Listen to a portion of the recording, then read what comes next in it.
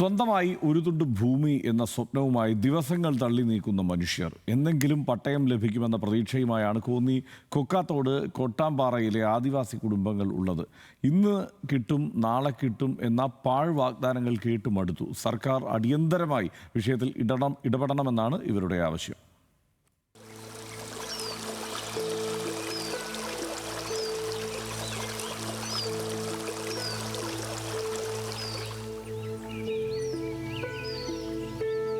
ഈ ചള്ളപ്പൊഴിക്കകത്ത് കിടന്ന് തന്നെ ജീവൻ പോകണമെന്നുള്ളൊരു നിയമത്തിലായി ഇപ്പം നടന്നുകൊണ്ട് വരുന്നു. അല്ലാതെ നല്ലൊരു വീട് വെച്ച് അതിൽ 10 ദിവസം താമസിച്ച് ജീവൻ പോകണമെന്നുള്ള ചിന്തയില്ലെന്ന് വെച്ചാൽ കിട്ടത്തില്ല നമുക്ക്. അതുപോലെ ഇല്ല. മഴ ഉണ്ട്, മഴ സമയത്ത് കാറ്റ് പൊക്കിക്കൊണ്ട് പോകുന്ന സമയത്ത്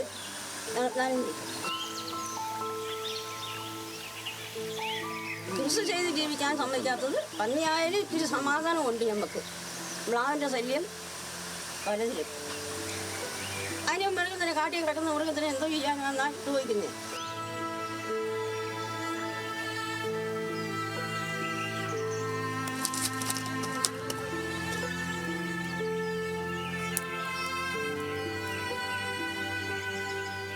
എനിക്കിനി അങ്ങനൊരു നല്ല ജീവിതം എനിക്ക് വേണമെന്നില്ല.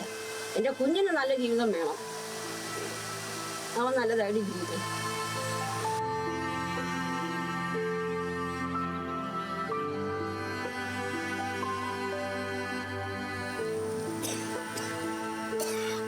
ഒട്ടെല്ലാ ആദിവാസി ഉന്നതികളിൽ നിന്നും കേൾക്കാറുള്ളതൊക്കെ തന്നെയായിരുന്നു ഇവർക്കും പറയാനുള്ളത്. വീട്, ഭക്ഷണം, വെള്ളം, ശുചിമുറി.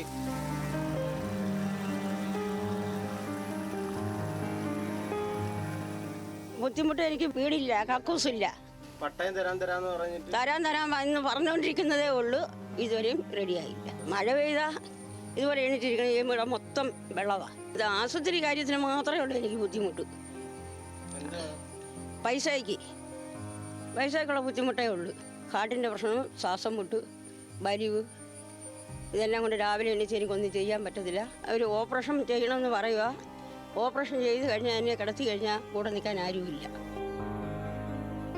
എത്രയെത്ര പ്രതിസന്ധികൾ ഇവരുടെ ജീവിതത്തെ ആഞ്ഞടിച്ച് കടന്നുപോയി. ടാർപോളിൻ ഷീറ്റിനുള്ളിൽ ചുരുണ്ടുകൂടി അപഹരിക്കപ്പെട്ടവർ, ഒരിക്കൽ പോലും ശുചിമുറി സൗകര്യം ഉപയോഗിച്ചിട്ടില്ലാത്തവർ.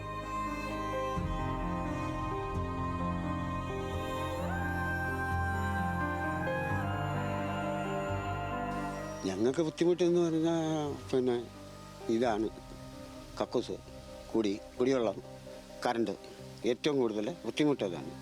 വരും തലമുറയെങ്കിലും ആത്മാഭിമാനത്തോടെ ജീവിക്കണമെന്ന പ്രത്യാശ ഇവർക്കുമുണ്ട്. എൻ്റെ കുഞ്ഞിനെ കാട്ടി അടുത്ത വീട്ടിലെ കുഞ്ഞ് 1 ക്ലാസ്സോടെ കൂടുതൽ പഠിക്കണമെന്ന് ഞാൻ പറയുന്നു. ഞാനിങ്ങനെ ആയിപ്പോയി, എല്ലാവരും ഇങ്ങനെ ആവണമെന്നൊന്നുമില്ല. ഉണ്ടോ? ഇല്ല. എൻ്റെ അമ്മയച്ഛൻ്റെ അന്നത്തെ ഗതിയോട് കണ്ട് എനിക്ക് ഈ ഗതി പറ്റി. അങ്ങനെ റാന്നി കടമ്പഞ്ചിറ തന്നെ കൊണ്ടുപോയി. അവിടെ 3ാം ക്ലാസ് പൂർത്തിയായില്ല. അതിന് മുമ്പ് ഇവിടെ കൊണ്ടുവന്നു. ഇവിടെ 1 വർഷം പഠിപ്പിച്ച് പിന്നെ വീണ്ടും തിരിച്ച് നമ്മൾ കൊണ്ടുപോയി. ഇപ്പം 4ൽ ഉണ്ടായിരുന്നെങ്കിൽ നല്ലൊരു വീട്, കക്കൂസോ ഇതൊക്കെ ഉണ്ടായിരുന്നെങ്കിൽ നമ്മൾ ഇവിടെ നല്ല രീതിക്ക് പഠിപ്പിച്ചേനെ. അടുത്ത് നിന്ന് പഠിപ്പിച്ചേനെ. നമുക്ക് പ്രയാസമില്ല. എന്നും കാണാം, കേൾക്കാം. ഇതിപ്പോൾ മൈലകൾ ഇവിടെ നിന്ന് 4,000 രൂപ മുടക്കിയാണ് നമ്മളവിടെ പോകുന്നതും വരുന്നത്. മനുഷ്യന്റെ അവസ്ഥ മാത്രമല്ലിങ്ങനെ. ഓമനിച്ചു വളർത്തിയ നായയെ പുലി കൊണ്ടുപോയി. തൊട്ടടുത്തുറങ്ങുകയായിരുന്ന സോമൻ രക്ഷപ്പെട്ടത് തലനാരിഴക്കി. 6ഓളം കുടുംബങ്ങളാണ് പത്തനംതിട്ട കോന്നി കോട്ടാമ്പാറയിൽ പട്ടയം ലഭിക്കുമെന്ന പ്രതീക്ഷയോടെ ജീവിതം തള്ളി നീക്കുന്നത്.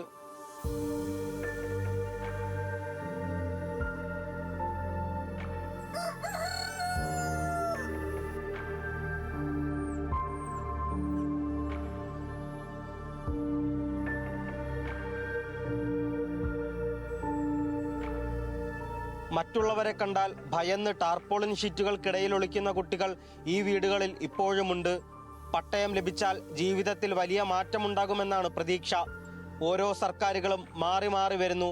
പതിറ്റാണ്ടുകൾക്ക് മുൻപ് എപ്പോഴോ നൽകിയ വാഗ്ദാനങ്ങൾ പാലിക്കപ്പെടാതെ ഈ ജീവിതങ്ങളെ നോക്കി പല്ലിളിക്കുന്നു.